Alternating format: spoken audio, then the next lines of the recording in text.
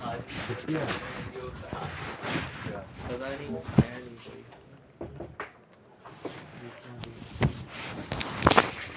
भाई यार कॉमेडी कर गया हाँ कॉमेडी कर रही लाइफ में भाई बारिश बहुत थी ग्रुप बना हुआ है पता नहीं यार वो सब में तो मैंने बोला। अच्छा इसका भी हाँ, अच्छा तुम्हारा अलग से ग्रुप है तुम्हारा मतलब सबका सारे लोग हैं उसमें। हेलो कब बना था ग्रुप थोड़ा टाइम हो गया देखो। एक ही चीज ऐड थी ऐड करूँ क्या मैं दूसरा?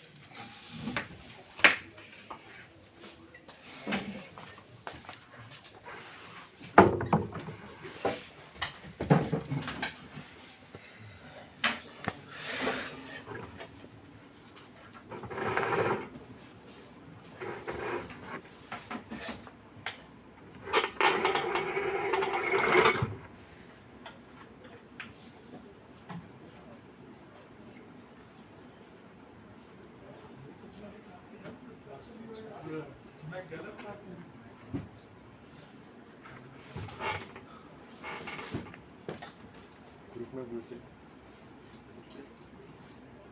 घुसने की क्लास है कभी कभार मैम अनाउंस नहीं होती है हाँ नहीं अनाउंस नहीं किया। दोनों लेके आए थे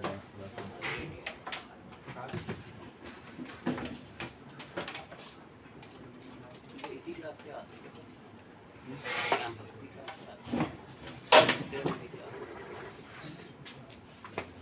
नहीं मैं कह रहा हूँ और भी कोई क्लास होती है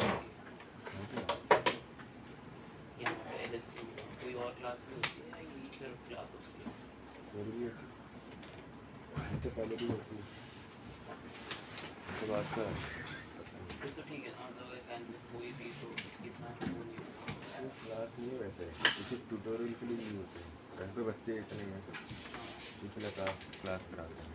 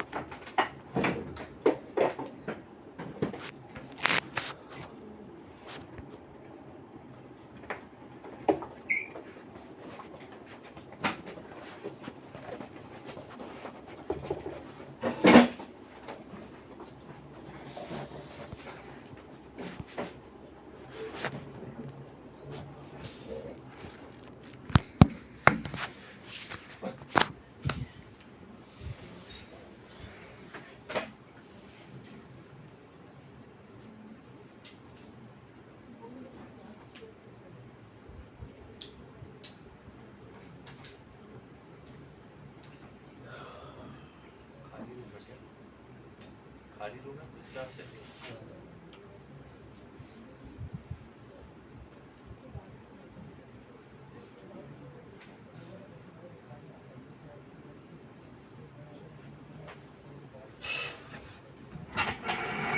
Morning, everyone. कभी लगी थी जो आवाज आती है. So I had a master's class yesterday. They are older than you. और पूरा चहक रहे थे. And what happens? मैं आती हूँ and I know कि good morning. Okay. So you had a look at the assignment topics? Decide किया? ग्रुप्स बन रहे हैं?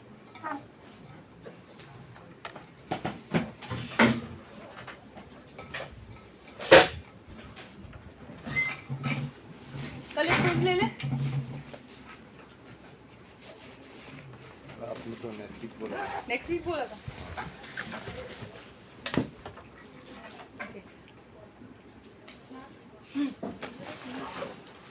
Teams group. Teams what? Oh yeah, there is, yeah. Let me just post. You're not added. I think you'd have to contact the UG section. CS Yeah. No, not CSC. added because you I can add it? Add you?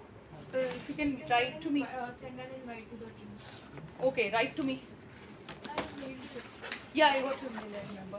So whoever is not added, and if I can add, from the last time I remember it was the UG section. They were adding. Not CSC. So I mean, I'll try to add from my side if I can.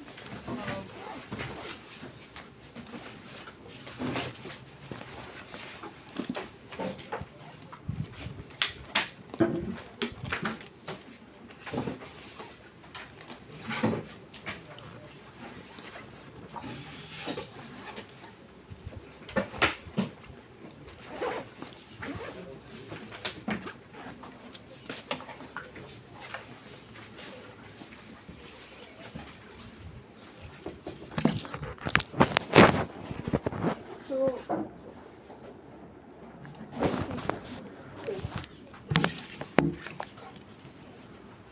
let's see.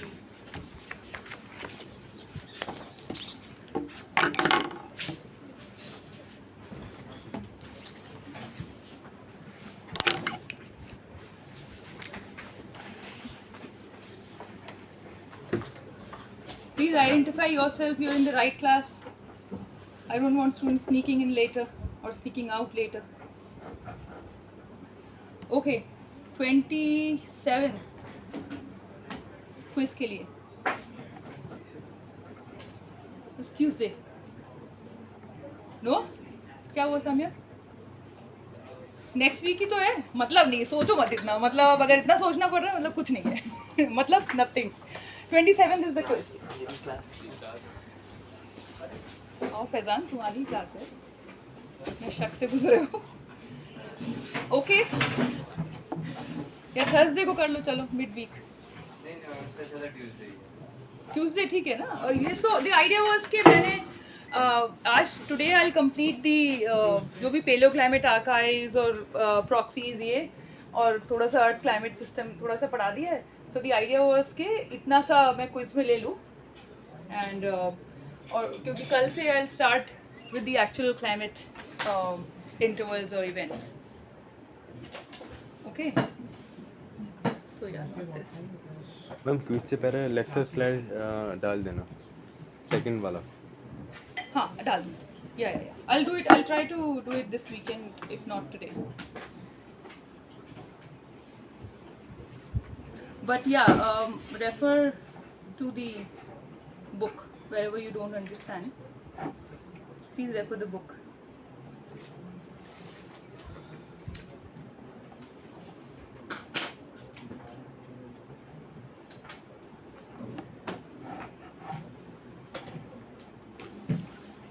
Ma'am क्या final date decide हुआ quiz का? Tuesday 27th.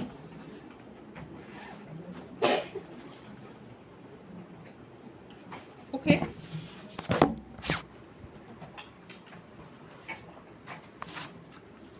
So we were looking at various proxies and just giving you a quick recap for those of you who were not there last time. We can drill sediment cores, and these can either be from lakes, so that would give you a local regional sort of signal, terrestrial signal. But if it's a long term signal, it is usually in the ocean sediments that we look at. So for instance, if I were to look at a regional climate record, I would look at lakes from that region, and I would go core. So if I want to know how, let's say, for example, Thar Desert margin have changed, I would look at the lakes around that region. Or if I want to look at how the western disturbances bring rainfall from the west through westerlies, I would look at the Himalayan region. That's where most of the westerlies rainfall are brought, right?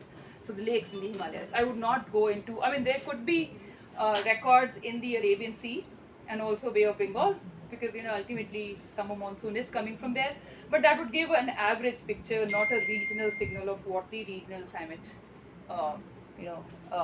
has.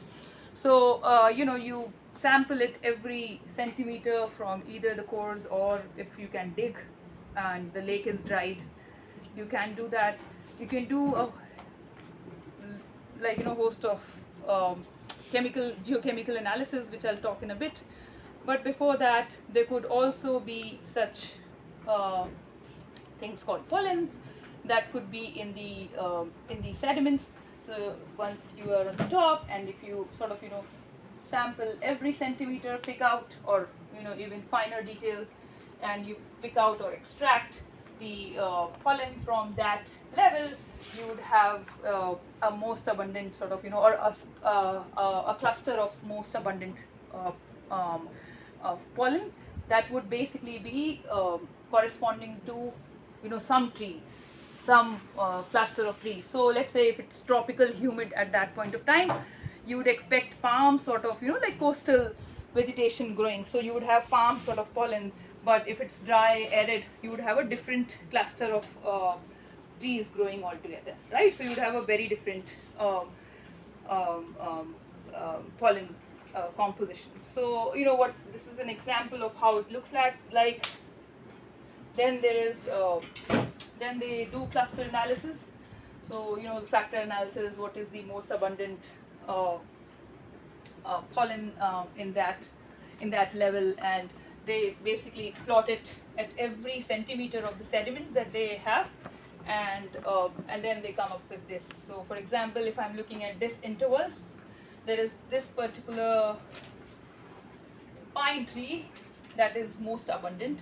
So this could be some period. Right now it's just, oh, it is date. So it's kilo year BP. For those of you who can't see, it's about 80 kilo year. So long time back.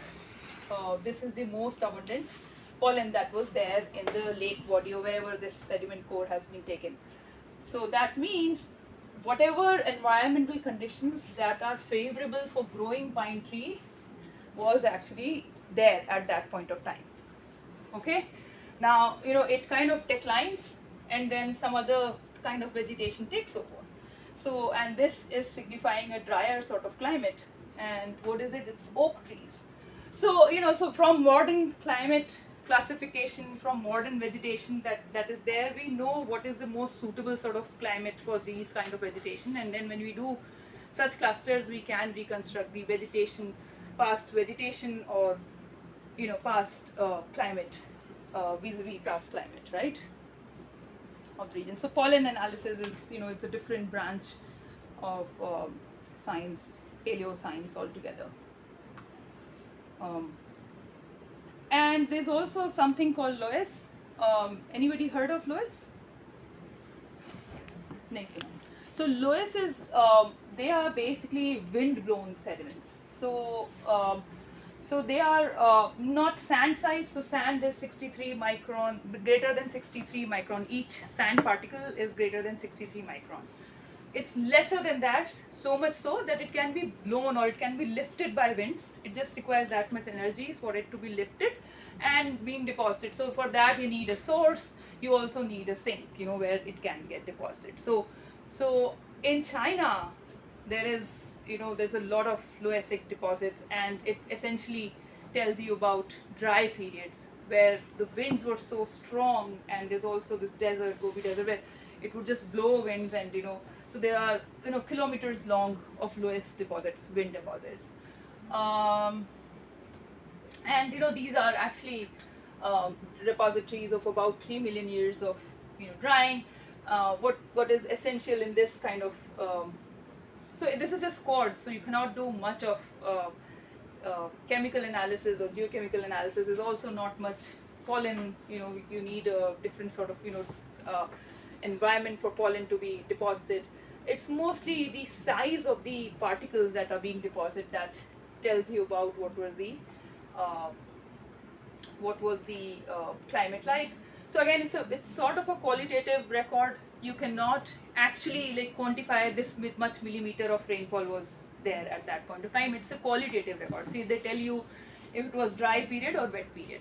So if it is dry period, you would have really strong winds, right, blowing in, and the strong wind would bring in even bigger particles. So coarser particle as compared to wetter period where the runoff would bring in really fine, clayey, silky sort of sediments. But these are also kind of sediments apart from lakes and oceans that people study.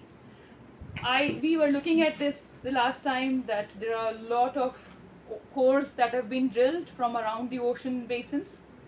Okay. We'd also looked at the geochemical data that is used in these ocean sediments. So the first thing is that whatever. So I mean, it all starts from the chemical weathering of rocks. That is what bring in the chemistry of basically the water that is there closer to whatever rocks is there. The chemistry of those waters would be similar. It of course gets mixed in deeper oceans and open marine basin where it's sort of average conditions are the same. So what happens is CO2 of course reacts with water, forms a weak carbonic acid, and dissolve out whatever it finds on the way in terms of rocks. So you will have a lot of silicates and a lot of metal, iron in the silicate, and also because of CO2, HCO3, H plus, HCO3 minus, you would have these anions also, carbonate and bicarbonate. Anions, all of them going into sulfate is coming from SO2 and weak sulfuric acid. Little bit of that is formed in the atmosphere. Dissolves out whatever rocks that it sees, so river transport of dissolved ions and ion complexes to these are some of the ion complexes that forms, and all of this goes in the ocean And so it is all in the dissolved form. It's only when, let's say, this carbonate reacts with calcium that is present in the ocean again, that these shells are formed. And mind you, these shells are not like egg-dough shells here. These are just abundant in the ocean. You might not see them floating with your naked eye, but then these are microscopic. So, these are abundant. And if you look at the some of the oceanic ridges that are there in the deep ocean, you would see such white. So you would in fact, it might look like snow-clad mountains in the depth of oceans, and all those snow-clad mountains are actually heaps of such shells which die and get deposited. Beyond after a certain point, there's a depth called the calcium carbonate compensation depth, CCD, after which the pressure is such that the CaCO3 gets dissolved, and the reaction that was basically forming Ca2 plus HCO3 minus, forming CaCO3, it goes backwards because the CO2 concentration is low, pressure is high, that the carbonate shells get dissolved. So it's only those peaks which are above that calcium carbonate compensation depth, CCD, not the Cafe Coffee Day, but calcium carbonate compensation depth, you would find such shells. So when I, for instance, if I have to go and drill a sediment core, I cannot go 5,000 meters, 4,000 meters or 4 kilometers, I cannot drill. Because, there all the shells would have been dissolved because the pressure is so high. It's only, we aim at sediments that are there on such ridges where they are above that CCD level, so that these shells are still preserved in the way they were deposited. Okay, so these are all non-coastal ocean means open ocean, where the shells are nicely floating, plankton, and when they die, deposit layer by layer, so much so that open ocean sediments are primarily just these shells. So when I say open ocean sediments, it's just this, like there's no, most of the quartz and silica kind of things or sandy things, they get dropped here in the delta. But in the open ocean, most of the sediment is comprised of just shells, very little sand. Okay? So, and these are what we use for the climate reconstruction. I'll talk in a bit. Now, there could be other salts that can deposit. So, for example, halides and gypsum. These are evaporitic salts, so water has to evaporate and leave back calcium sulfate. For this, the regions are usually arid. So, in Thar Desert, there are some places where, in fact, Thar Desert, anybody from Rajasthan, No? So, in Thar Desert, for example, they have a lot of mines, gypsum mines, limestone mines, because, the climate is so dry that the water, whatever water that is there, it evaporates, leaving behind the salts. And the salts get deposited, and some of the regions have massive depositions of gypsum and also halite, sodium chloride. So all these salts are there that also can be used for climate reconstruction. So I've been talking about these plankton shells. So what does these shells do and how can we use it is the next thing. So we are going from the sediment core, extracting every centimeter of sediments, and or even finer scale, and then looking at these shells in those layer of sediments. These shells in actual look like this. So this is about 200 micrometer. Anybody, people who do SEM, scanning materials, people might do. So, so SEM, we take pictures of these really small 2 micrometers. So, you can imagine micrometer 10 to the power minus 6 meters, really small microscopic structures. And this is, a unicellular organism, which is, very short-lived, but then the chemistry of the carbonate shells, so these are all carbonate and these are silicates, diatoms and radiolarians. ये slide में cut है, but this picture is taken from the book. So this is a radiolaria and that is a diatom. These are silicate shells, very shiny silica, like glass kind of shells. And these are amorphous material made up of amorphous carbonate and foraminifera and coccoliths. So these are, all of them can be used for climate reconstruction, something that I've taken from the book you can read. Calcium carbonate. So there are 4 types of shelled remains of planktons that are commonly found in ocean sediments that can be used for climate reconstruction purposes.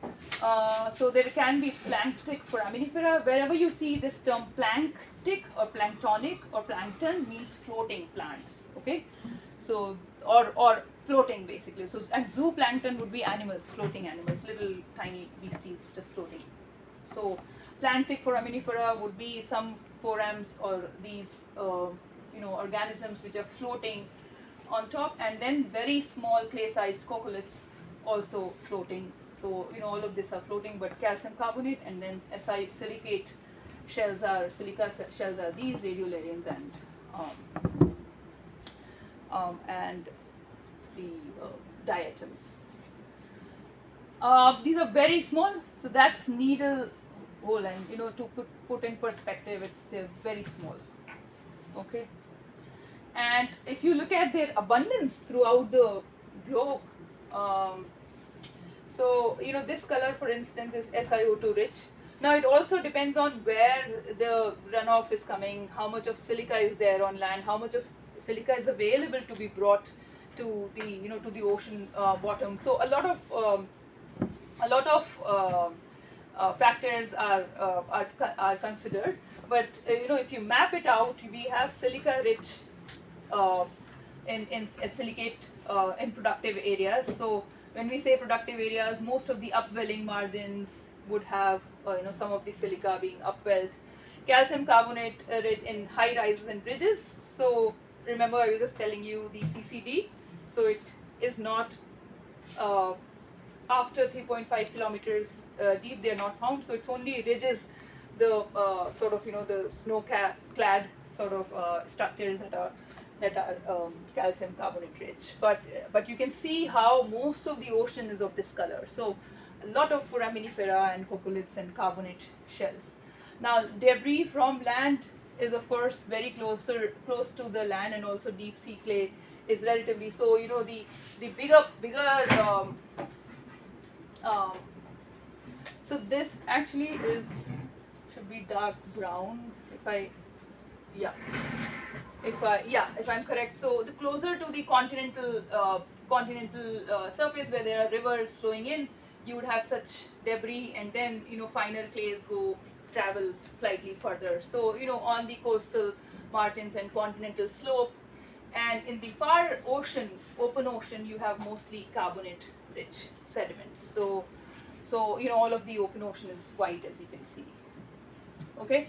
Another interesting kind of sediments that you can see is ice rafted sediments. Now these are red in color, and they're present on the polar regions. So just off Antarctic, and these are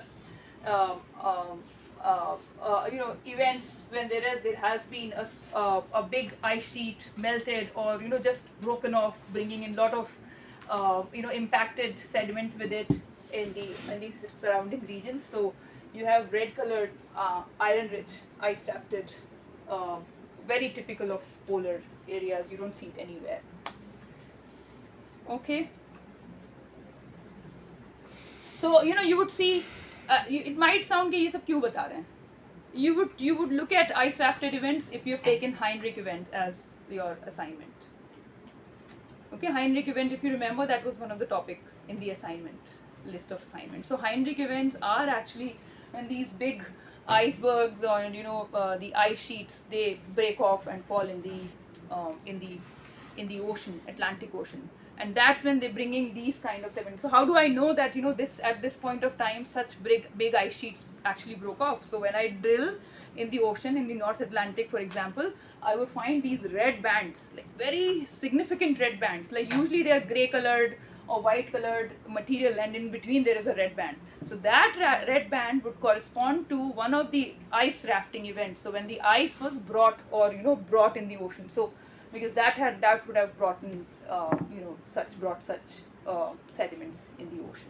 Okay, so that's why it's important. All right.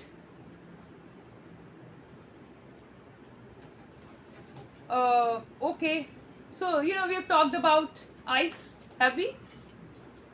Ice bubbles? We've not? Okay, so you know, another kind of archive is, you know, completely different from what we have been talking, pollen, sediments. This is an ice archive. So very interesting and very useful. We all want to know where we are heading in terms of CO2, right? It's various scenarios that I showed, that if we keep emitting and all whatnot. And then we were talking about whether we have seen such scenarios, high greenhouse gases in the atmosphere in the past. And I told you, yes, we have seen, and I was showing this plot in one of the first initial classes, if you remember. No? दिखाया है? दिखाया है, सब भूल गए. दिखाया है. In the past, we have seen high concentrations of CO2. Earth climate, we not weak. Earth has seen. Okay, so those that concentration. How do I know that the concentration of CO2 or methane was so high? It's because of the ice. So when the ice forms, they trap the air that is there in the atmosphere. So there are some little air bubbles that are trapped when ice forms on the poles.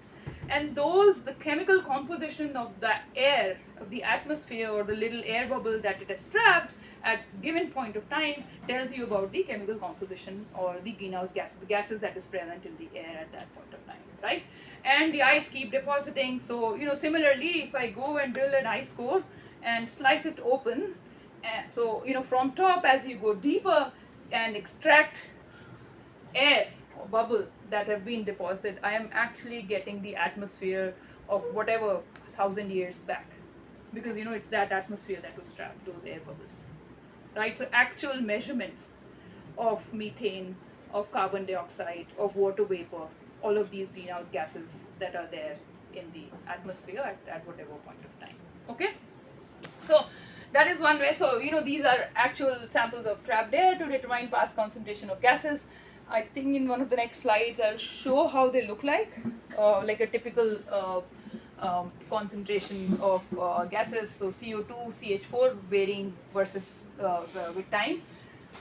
Another way that, you know, these ice cap, for example, helps. So Kilimanjaro mountain, for example, in Africa, if there is a dry, Africa also receives. Where is Sahara Desert? Huh? किसी को पता है? Northern Africa. Northern Africa, right? So Sahara used to be green at some point of time. Do you know that? Monsoon वालों को पता होगा, because monsoon ने ये किया है. So Africa also has a similar sort of monsoon as we do, and it's called the North African monsoon. So at some point of time in the past, it was very, very strong. So much so that Sahara was green, like proper green tropical kind of a thing. And then it changed to the current Sahara Desert. So you know, monsoon has been weakening in that. So of course, naturally, it's not human induced. I'm talking about thousands of years back, some 5,000 to 6,000 years back. But what is? How do I know about the monsoon intensity? One of the proxies that people or scientists have used is there is a mountain Kilimanjaro. If you've heard of Kilimanjaro, सुना है किसी ने? है ना, mountain. So उसके जो glaciers है ना, उसमें if it was a dry period would bring in lots of dust. सूखी हवा, मतलब, you know, dust आएगी. So the ice caps, the ice core, if you bring, you would see that, you know, there are alternate dust bands in the ice. So all of these dust bands actually correspond to drier periods. And of course, you know, with the atmospheric composition, by using air bubbles and the dry periods, dust amount would tell you about the dryness and wind pattern that could have. And then we look at where was the dust coming from. We do source apportionment. So in terms of doing chemistry of what is this material in terms of dust, where is it coming from? You know, and then we reconstruct the wind patterns के यहाँ से आ रही थी भाई, ये तो chemical composition matches with, you know, wherever the source is. So, you know, all of this kind of work that can be done using ice core. So, and the last and most important way that the ice can be used for reconstruction, oxygen isotope. So, whenever I teach oxygen isotope, students start hating me. तो अभी शुरू हो जाएगा, because I teach this is a very important proxy, and it will be used in all the archives that, you know, it will be used in sediments, it will be used in ice, it will be used in speleothems. The next slide is on speleothem, and I'll tell you how in the one of the next slides. So, but if you can just remember that of course ice is just water, and water has hydrogen and oxygen. What is an isotope?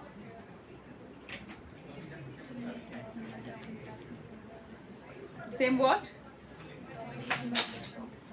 Mass, different mass, right? So what do difference in mass, what can it do? It makes it heavier or lighter, right? Change the property, physico-chemical properties, right? Where, so oxygen, for example, what is the mass? 16. 16. And what do you know of the isotopes of oxygen?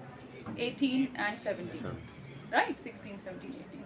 16 is the most abundant, and 17 is the least, 18 is like in the middle. So, so this property of the changes in physico-chemical properties of oxygen isotopes and also hydrogen isotope in water, in carbonate, in a lot of, archive can be used to reconstruct temperature and precipitation. For now, I'll leave it at this, but, I'll come back to oxygen isotope in a bit. So for now, you can just imagine that, oxygen isotopes of water that is deposited here can also be used for temperature and precipitation. Okay. So,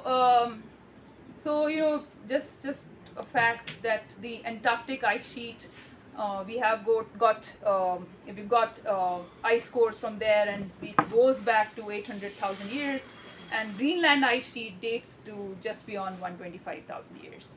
So what does the Vostok is a Russian station in Antarctica, East Antarctica, and what they did was they drilled cores.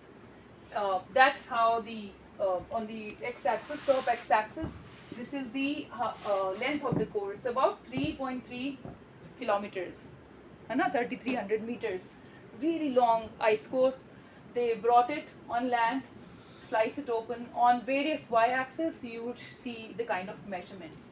So, for example, the green one, if this is present, again, this is not an updated one. They've taken it to 2024. You Pisal Purana hai 2004 ka, so you see very less CO2, right? Most of you were not even born in 2004.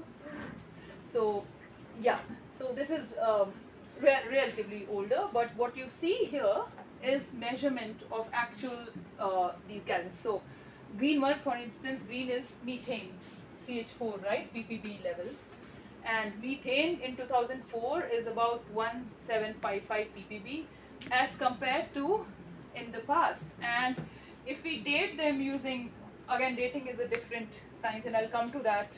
Let's say if we have dated them somehow, usually beryllium, but in this case, but if we put assign each depth, assign an age to each of the depth, we can translate that 3.3 meters into an age going up to 400,000 plus meters. So 400,000 years of history of methane, which right now is about 1755 ppb. In the past has varied like that. Actual measurements of methane, and also like if you measure, I mean they've also measured CO2 in those air bubbles. So CO2 is this. So in the past it did not actually cross 280 ppb in the past 400,000 years, as you can see. But there is some cyclicity, yeah, right? Some sort of cyclicity, and so using these two, they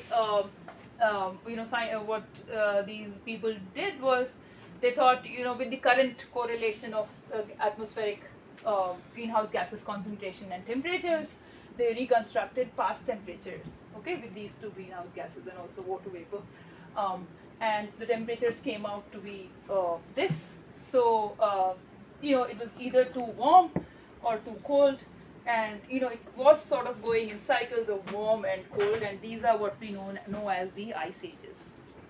Okay, so the cooler period is ice ages and the warm is the, so if the temperatures are here now, so we are in the warm, right, in -2, -4 SA. So this is the warm periods that have occurred, and in between there were some big cold events. which are the isotopes, right?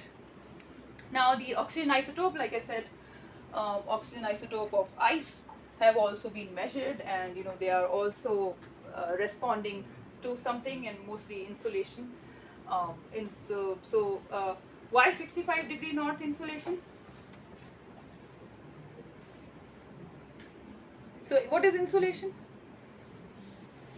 The amount of energy that the Earth receives from From sun, right? So do you think it will vary from latitude to latitude? yes. Yes or no? Yes. So on equator you'd get equator का ये क्या है latitude? Huh? Zero degree, right? So it would vary, right? And I'm trying to understand. Let's say if I want I'm trying to understand what drove such changes, right? Was it the amount of solar radiation that we were receiving, less or more? We would look at the insolation changes, right? The amount of solar radiation. Why are we looking at 65-degree north here? Because the ice core is from Yeah, because it's from Antarctica. So you not look at equator, right? So this is Faizan, उठो आराम से, मतलब सो तो ऐसे सो ना, मतलब ऐसे तो हम भी सो सकते थे कभी, तो ऐसे सो रहे हैं तो महाराज होने बहुत डिस्टर्ब मतलब कोई ऐसे पीछे आराम से सोए, बहुत डिस्टर्ब होता है. ओके ओके, ये अब फैजान से ही पूछूंगी, भूल गए, जो सोया कोई बताएगा नहीं. अब ये आएगा फैजान को एक एक्स्ट्रा क्वेश्चन मिलेगा इस पे, ठीक है. Anyway, so what the people who do paleoclimate, what they try to do, they then think of what led to such changes in Earth's climate, and oxygen isotope has changed, and it looked like the oxygen isotope was sort of responding to the changes of solar or insolation, solar radiation that this latitude was getting. I mean, I'll leave it here for this ice core record for now, but you would see when you look at we look at periods, climate intervals, then we will see how this is useful in the longer context. Okay. One more archive that we will talk about is the speleothems. People have heard of stalagmites, stalactite. Yeah, caves में जो geography में पढ़ा होगा ना, 7th, 8th, 6th में पढ़ा होगा. So these structures that are formed, these are calcium carbonate structures. These are formed where the rocks or the lithology is calcium carbonate. अगर यहाँ पर silicate होगा तो वो तो इतनी जल्दी dissolve नहीं होता है, तो you would not form such structures. The lithology has to be limestone. Okay. And when the water, when it rains, the water, there is CO2 or organic matter in the soil. CO2 gets dissolved because there's lots of humic. So we will look at the partial pressures of CO2 in this part, which is really high. And as the water trickles down this limestone, and this is bicarbonate, carbonate is dissolved in this, right? And as it comes down, the partial pressure is very low, CO2 escapes, carbonate forms, so back reaction. It's all given here, and also straightforward. This is the reaction I've been talking, even the ocean may be the same reaction, but that's how carbonate is essentially formed. And so this is from ground stalagmite and stalactite. These are actually very good recorders of changes in CO2, changes in precipitation, how much of water was coming in. So if I want to reconstruct monsoon, if there is a cave which has spelothem, I would go drill a cave, just cut it, bring it if I can, because most of these are now worshipped, as temples, and वो सब बना लेते हैं. Uttarakhand generally वहाँ पे बहुत है. So wherever there is limestone lithology, if they allow, what we can do is we can cut them, and each of the layer of deposition would tell me a history of climate of whenever that was deposited. The good thing about these structures is they can be absolutely dated by uranium thorium. So there is generally these limestone has considerable, like very little, not like radioactive, it would not be so radioactive that you'd get harmed. These are naturally occurring uranium, and so that would actually get trapped and get deposit here and decay. So they can be very nicely dated by uranium thorium, so much so that seasonal rainfall can be captured in these structures. So, you know, when I was talking about ice, sediments, 1 centimeter would take a long time to deposit, right? And so from that 1 centimeter of sediment, I might be looking at an average time of 30 years or 40 years signal. Whatever precipitation that I've got in that 1 centimeter, it is representing 30 years, 10 years. I don't know how long it would have taken for that 1 centimeter to deposit. In this case, these are relatively fast depositing, and they can be absolutely dated. So these are very good archives of climate reconstruction. And of course, we use oxygen isotopes. Again, this is called the Del 18O. This is the ratio of 16 and 18. The ratio of 16 and 18 in a water body, the way it comes out, the way it, because of the changes in physicochemical properties of water, in which more 18 is there or more 16 is there. Because of that, that gets kind of recorded in the CaCO3, on the carbonate of the speleothem. Again, I'm not going into details of oxygen isotope until now, but for now, you can just kind of accept the fact that the oxygen isotopes of CaCO3, or the carbonate of speleothems, is a reflection of groundwater. What is the oxygen isotopic composition of groundwater is, that is, or the water that is trickling in, and which is ultimately the water that is falling on the region. So the rainfall oxygen isotope is captured in the carbonate stalagmite or stalactites, and these can give you a rainfall history of that region. So an example of speleothem record, this is it. This is how it looked like.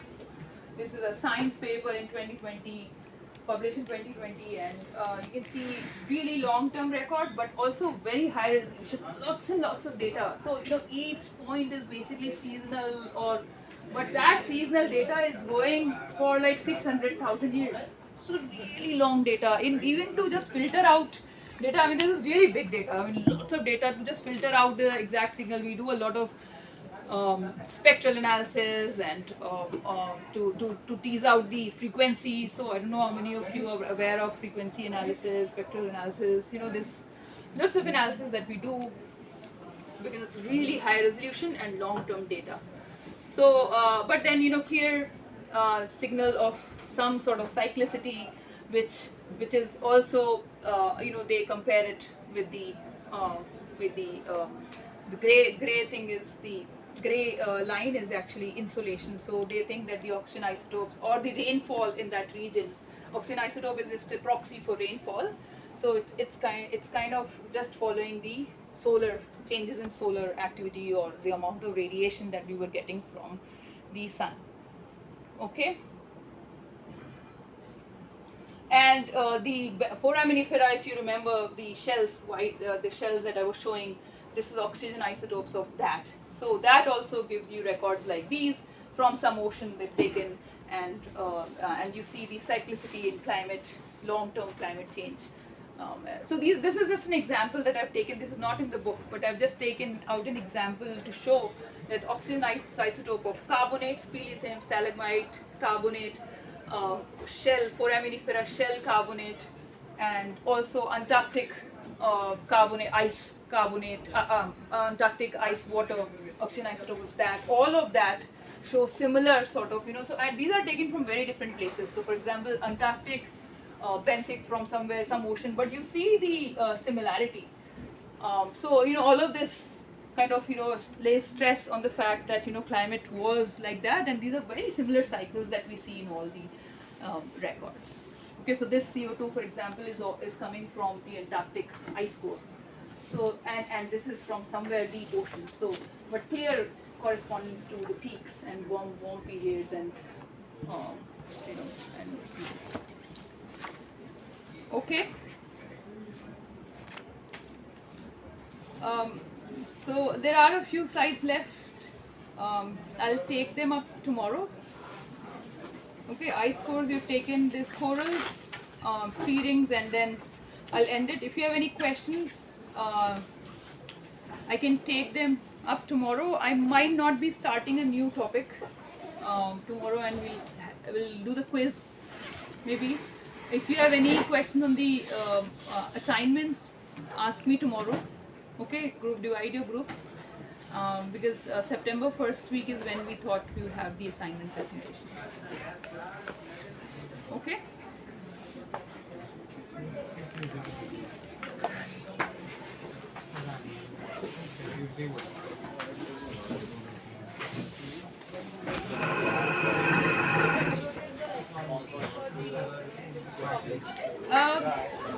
It's not uploaded yet? Oh, you're not. It's on Moodle. Moodle is where I upload usually, but and my TA was supposed to. Yeah. That's where it should have been uploaded. I asked my TA to upload. So maybe it's not then. I'll ask him again. I've uploaded the topics for sure. Yeah, so I'll ask him. कोई भी decide कर सकता है हाँ कोई भी decide कर हाँ कोई भी ले लो जिसमें फर्स्ट टॉपिक जिसको जिसमें लेना है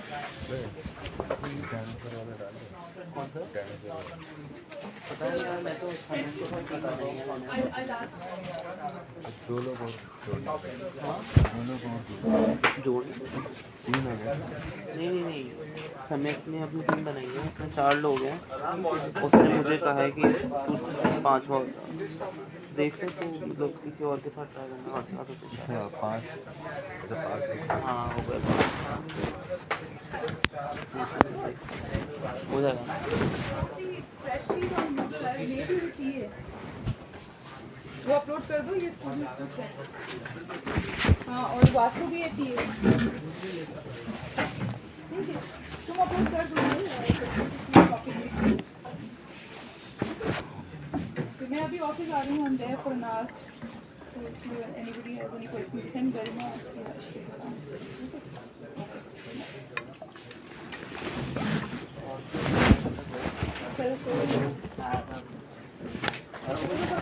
Whatever I saw. Till now? Yeah, till tomorrow. चलो ठीक है। I'll upload the stuff. हाँ मैम ओके। मतलब million Yes, where have you been?